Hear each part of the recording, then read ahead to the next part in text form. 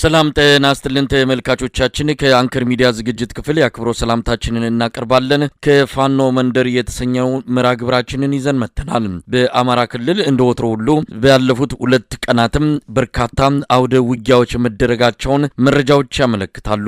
እንደተለመደውም ከፍተኛ ቁጥር ያለው የአገዛዙ ሰራዊት በፋኖች ቁጥጥር ስር መግባታቸውን ስንቅና ትጥቅም በብዛት በቁጥጥር ስር መዋሉን ነው በተገኘው መረጃ ላይ ተገለጸው።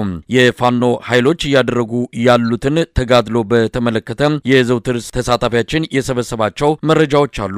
በሌላ በኩልም በአማራው ክልል ምርጫውን ለማካሄድ የአብይ አህመድ አገዛዝ የተለያዩ ስትራቴጂዎችን እየተጠቀመ ነው። ፋኖዎች በተቆጣጠሯቸው ብቻ ሳይሆን በሌሎች አካባቢዎችም ምርጫው እንዳይካሄድ መጠነ ሰፊ ዘመቻ የከፈቱ ሲሆን በአንዳንድ ቦታዎች ከወዲሁ ምርጫውን በመተው ከህብረተሰቡ የተቀላቀሉ የአገዛዙ የወረዳና የዞን አመራሮች እንዳሉ ነው በደረሰን መረጃ ላይ ተመለከተው። የአብይ አህመድ አገዛዝ ምንም ምርጫ ለማድረግ በማይቻልበት በአማራው ክልል በጦር ሰራዊት ኃይልን በከፍተኛ ቁጥጥር ምርጫውን ለማካሄድ ውሳኔ ላይ መድረሱ ይታወሳል። ከምንም በላይ ምርጫ ጣቢያዎችን በወታደራዊ ካምፖች በማቋቋም በከፍተኛ ከባድ የጦር መሳሪያዎች በተደገፈ መልኩ ምርጫው እንዲካሄድ መጠነ ሰፊ ዝግጅት እያደረገ እንዳለም መረጃዎች ያመለክታሉ።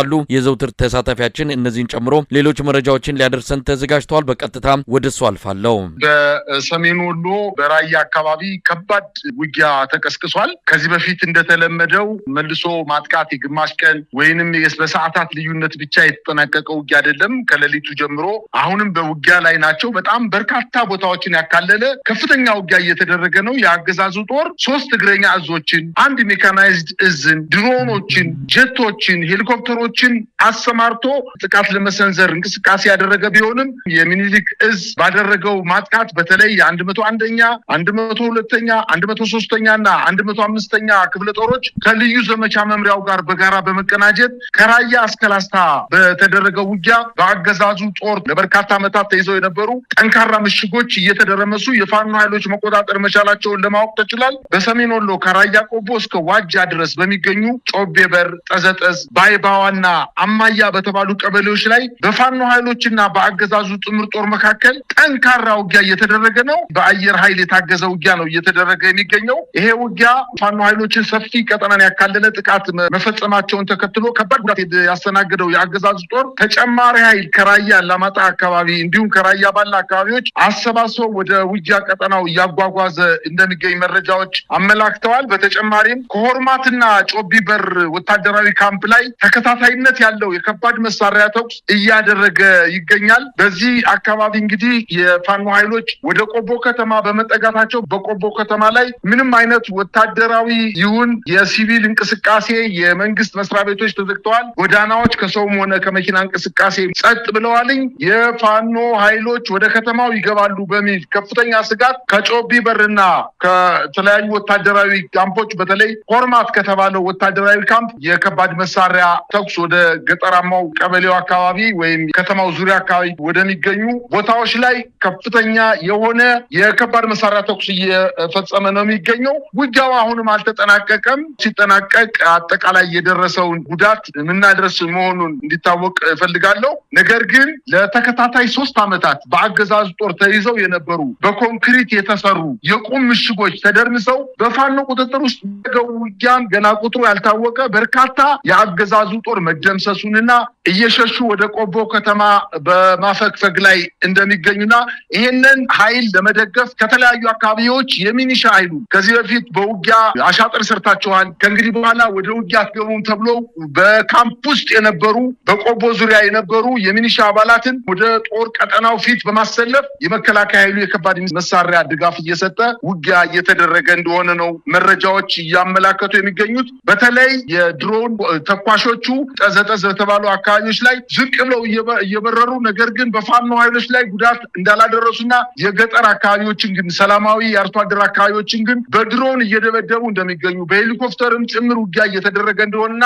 የአገዛዙ ጦር ካምፖች የፋኖ ኃይሎች በከባባድ መሳሪያዎች በሞርተሮች በአርፒጂዎች እና በድሽቃዎች እየደበደቡ ከምሽጎቻቸው እንዳስወጧቸው መረጃዎች ያመላክታሉ። ይህ በእንዲህ እንዳለ በመካነ ሰላም ከተማ አቅራቢያ የአገዛዙ ጦር በከባድ መሳሪያ የታገዘ ውጊያ ከፍቶ የነበረ ቢሆንም በፋኖ መልሶ ማጥቃት በተለይ የሚኒሊክ እዝ 105ኛ ኮር ለሶስት ተከታታይ ቀናት ባደረጉት የመልሶ ማጥቃት ወደ ሙሉ ማጥቃት ተንቀሳቅሰው አስረኛ የአገዛዙ ክፍለ ጦር በሊት ወደ ተባለች ከተማ ለመግባት ያደረገውን ጥረት መክተው በመመለስ ጉዳት አድርሰውበት ወደ ኋላ ማፈግፈጉን ለማወቅ ተችሏል። የአገዛዙ 11ኛ እዝ 203ኛ ኮር 87ኛ ክፍለ ጦር ለማገዝ በተለይ ቤሊት ከተባለችው አካባቢ የአገዛዙ ጦር ከበባ ውስጥ በመግባቱ ይሄንን በከበባ ውስጥ የነበረውን የአገዛዙ ጦር ለማዳን ከተለያዩ አካባቢዎች በተለይ ከመሃል ሳይንትና ከአማራ ሳይንት ሁለት ወረዳዎች ላይ 87ኛ ክፍለ ጦር በሶስት አቅጣጫ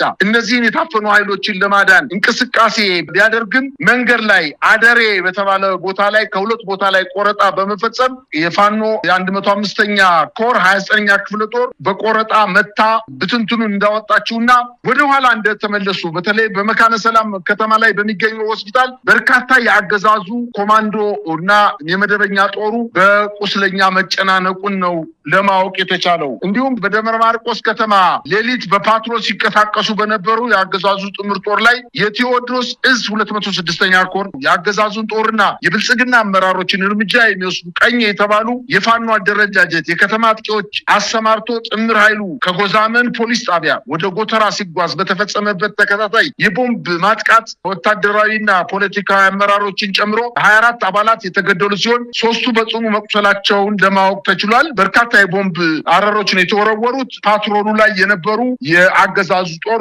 አብዛኛዎቹ ሲገደሉ 3ቱ ቆስለዋል። ፓትሮሏም እንዲሁ በሰዓት መጋየቷንና ከጥቅም ውጭ መደረጓን መረጃዎች ያመላክታሉ። የአገዛዙ ጦር ከላሊበላ ተነስቶ ጋሸና ለሚገኘው ጦር ስንቅና ትጥቅ ለማቀበል በአጀብ ሲጓዝ ድብኮና ዳቦ ከተባሉ ሁለት ከተሞች ላይ በቆረጣ በመምታት የፋኖ ኃይሎች ከ20 በላይ የአገዛዙ ጦር ሲገሉ 25ቱን አቁስለዋል ተብሏል። በርካታ መሳሪያዎችና ወታደራዊ ቁሳቁሶችን በመማረክ ጦሩ ተበትኖ ወደ መጣበት ላሊበላ እንዲያፈገፍግ ማድረጋቸውን የሚኒሊክ እዝ 303ኛ ኮር አስታውቋል። በሌላ ዜና በትናንትናው ዕለት በደቡብ ጎንደር ሊቦ ከምከም ወረዳ ከአዲስ ዘመን አቅራቢያ አርኖ ጋርኖና ጣራ ገዳም በተባለ ቦታዎች ላይ የፋኖ ኃይሎች በአገዛዙ ጦር ላይ ከ45 በላይ የአገዛዙ ጦር ከመገደሉ በተጨማሪ ሲጓጓዙበት የነበረው ሁለት ፓትሮል ተሽከርካሪ ሙሉ በሙሉ መቃጠሉና ከጥቅም ውጭ መደረጉን ነው ለማወቅ የተቻለው። እየተደረገ ባለው እንቅስቃሴ የአገዛዙ ጦር በሌሊትም በቀንም ለማጥቃት በሄደበት አካባቢ ከፍተኛ ጉዳት እየደረሰበት ወደኋላ ማፈግፈግ በማይችልበት ደረጃ በርካታ ጉዳት እየደረሰበት እንደሆነ ነው ለማወቅ የተቻለው። በሌላ ዜና የአማራ ፋኖ ብሔራዊ ንቅናቄ ሸዋ ጠቅላይ ግዛት አሳምነው እዝ አጼ ዘራ ያዕቆብ 1ኛ ኮር ናደው ክፍለ ጦር በአገዛዙ አየር ወለድ የኮማንዶ አባላት ላይ መልሶ ማጥቃት በመፈጸም ድል መቀዳጀቱን አስታወቀ። የአገዛዙ ጦር በሶስት አቅጣጫ ዙ23 እና ብዛት ያለው ድሽቃ ይዞ መራቤቴ ታች ቤት ቀበሌ የመጣው የአገዛዙ ጦር በተለይ በቡዮ ላይ በሸፈሬ አምባና በጮሬ ቀበሌ አድርጎ ወደ ጉራንዳ ከበባ ለማድረግ ከሌሊቱ 9 ሰዓት አካባቢ እንቅስቃሴ በሚያደርግበት ሰዓት የአገዛዙን ጦር ለመምታት መረጃው የደረሳቸው የፋኖ ኃይሎች በተለይ ቡዮ በተባለ ቀበሌ ላይ አንድ ሙሉ ሲኖ ትራክ የአገዛዙ አየር ወለድ ኮማንዶ ከሌሊቱ 9 ሰዓት ተኩል ላይ በተጀመረ ውጊያ በተፈጸመባቸው የአርፒጂ ጥቃት መደምሰሳቸውን ለማወቅ